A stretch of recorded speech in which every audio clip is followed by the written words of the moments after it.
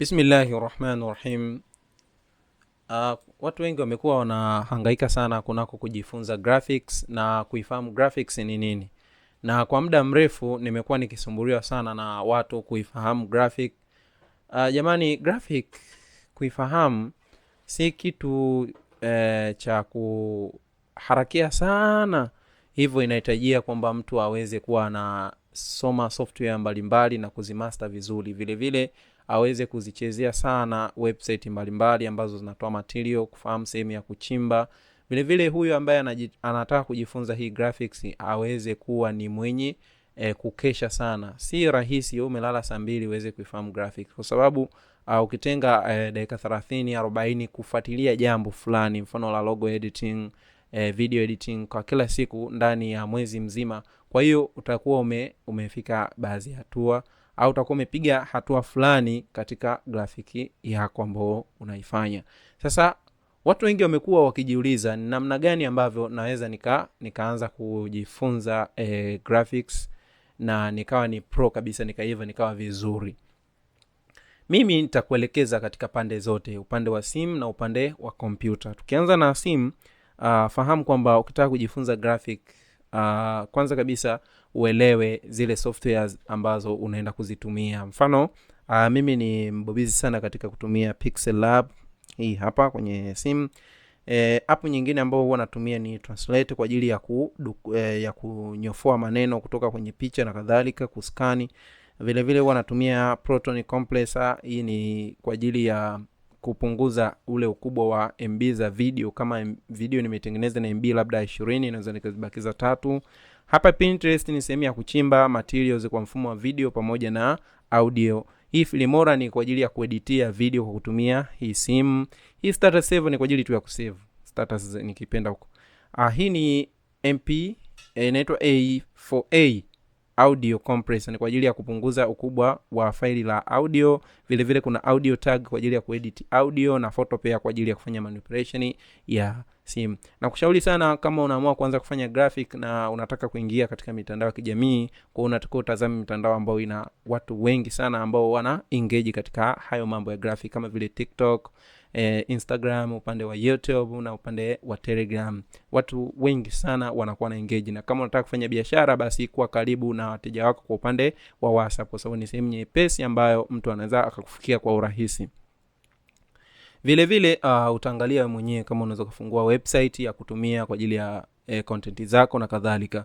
Kwa upande wa simu nadhani itakuwa imekamilika vizuri, na unatakiwa ufahamu baadhi ya softwares ambazo ziko mbali na hii ambayo tunaita ni apps za kutumia katika kutengeneza zile designing, kwa sababu haiwezekani tu vipesi ukaanza kutumia app yoyote bila kuifahamu inakuaje, inatumikaje, au ina mifumo gani, soko lake likoje katika wale ambao wanajifunza. Kwa hiyo wewe kama wewe umeamua kuingia kujifunza graphic, kwa hiyo unatakiwa uzifahamu hizi apps kwa upande wa simu. Vile vile usisahau kwamba wewe kama ni graphic designer unatakiwa ufahamu kwamba Telegram ni moja ya platform au ni moja ya mtandao ambao unatakiwa wewe uwe na tunaita ni priority kubwa. Kwa hiyo unatakiwa uengage sana kunako matumizi ya Telegram, kwa sababu Telegram ni sehemu ambao unaweza kaweka material yako ukayapata muda wowote ambao unauhitajia. Na namna ya kuiset Telegram yako isidukuliwe tayari nimeshafundisha, tazama video kwenye channel yetu hii ya Graphics Infos ya upande wa YouTube.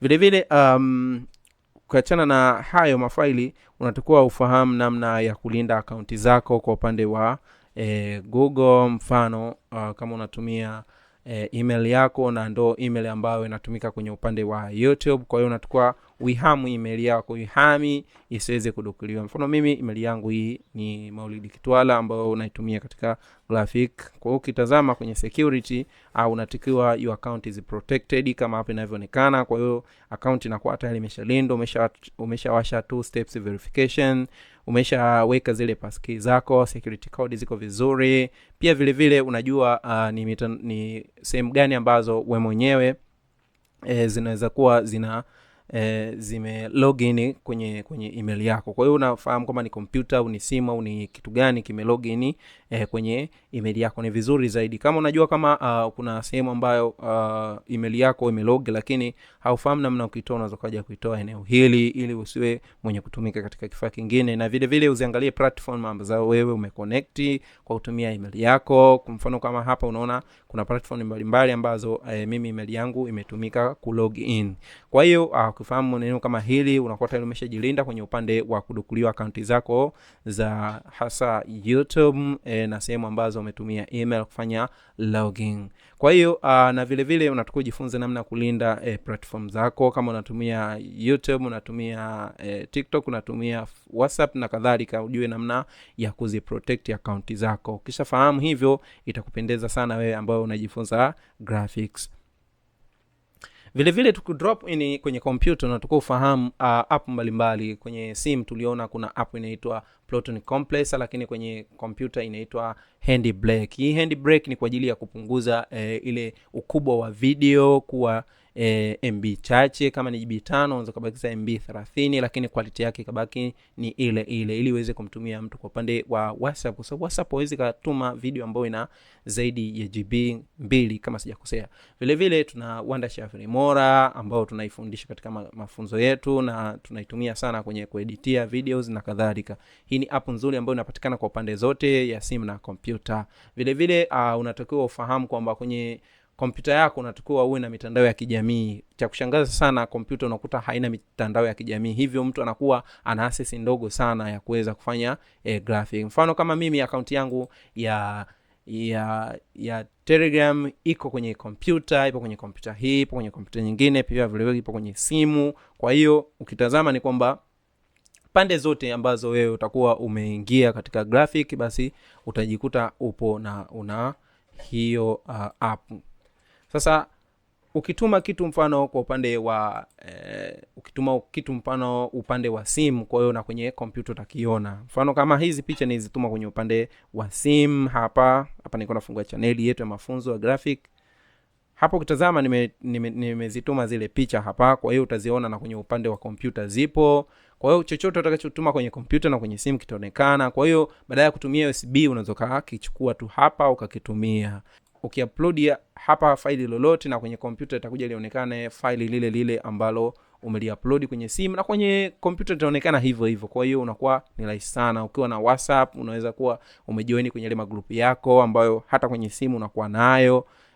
Unaweza kutumia huko na ukatumia upande wa kwenye kompyuta. Kwa hiyo unaweza kutumia kwenye simu group yako kutuma vitu, vile vile na kwenye kompyuta yako yakawepo yale magroup ukawa unaweza kutuma vitu. Kwa hiyo kuna umuhimu sana wa kuwa na platform ya hii mitandao ya kijamii ndani ya kompyuta. Badala ya kuwa tayari kitu umesha kiedit kupitia upande wa kompyuta uenze kukihamisha kupeleka kwenye simu ndo post, itachukua muda. Kwa hiyo unaweza kupost moja kwa moja kupitia kwenye kompyuta yako, kwa sababu kompyuta yako imebeba zile channel ambazo wewe unazimiliki. Kwa hiyo inakuwa ni rahisi sana. Vile vile unatakiwa uwe na ujuzi wa software nyingine za kufanyia graphic kama vile PS ambayo ni Photoshop, kuna Illustrator, kuna Premiere. Hizi ni maarufu ambazo zinatumika sana. Vile vile unaweza kuwa unatumia Photopair kwa ajili ya kufanya manipulation kama tulivyofanya kwenye simu. Vile vile Pinterest kwa ajili ya kusearch material na kuyachukua kama vile tulivyofanya kwenye simu. Vile vile kuna OBS Studio kama wewe unaamua kumfundisha mtu unaweza kutumia hii. Hii inatumika vile vile kwenda live streaming YouTube, Twitch pamoja na Facebook. Kuna mitandao mingine ambayo ina support kwa sasa. Kwa hiyo unaweza kuwa unatumia hii kwa ajili ya kurekodia darasa zako. Hata hii video ambayo unaiona hapa imerekodiwa kupitia hii OBS Studio. Ukitazama hapo utaona inafanya recording OBS Studio. Kwa hiyo unaweza kuwa na hizo. Vile vile unaweza kuwa na account ya tunaita Mediafire. Mediafire ni kwa nini tunakuwa na account ya Mediafire? Mediafire inatumika kwa ajili ya kuweka mafaili yako makubwa zaidi ya GB 10, zaidi ya GB 50. Kwa kama una faili lako unataka kumtumia mtu, ukiliupload Mediafire ukachukua link ukamtumia, yeye anaweza kudownload kwa wepesi kutumia Mediafire na akaweza kulitumia hilo file. Kwa hiyo utaona hizo ni app ambazo mtu ambaye anajifunza graphic anakutoka aanze nazo kwa urahisi zaidi. Vile vile bila kuzisahau Microsoft, zilikuwa Word, kuna Excel, kuna PowerPoint. Hizi ni za muhimu sana kuzifahamu, kama ilivyo kwenye simu kufahamu zile app ambazo ni WPS. Mtu akaona ana ujuzi wa WPS akawa anaweza kutumia namna ya kutype na kufanyaje. Vile vile au na ujuzi wa kutumia ambao tunaita ni Word kwa upande wa kompyuta. Kwa hiyo si vile tu kwamba mtu anafahamu kutumia WPS lakini hajui kutumia Word, inakuwa ni shida. Kwa hiyo mtu ambaye anajifunza graphic anatakuwa anacheza katika maeneo. Ni kwa nini tunasema atumie Word, Microsoft, WPS? Ni kwa sababu gani?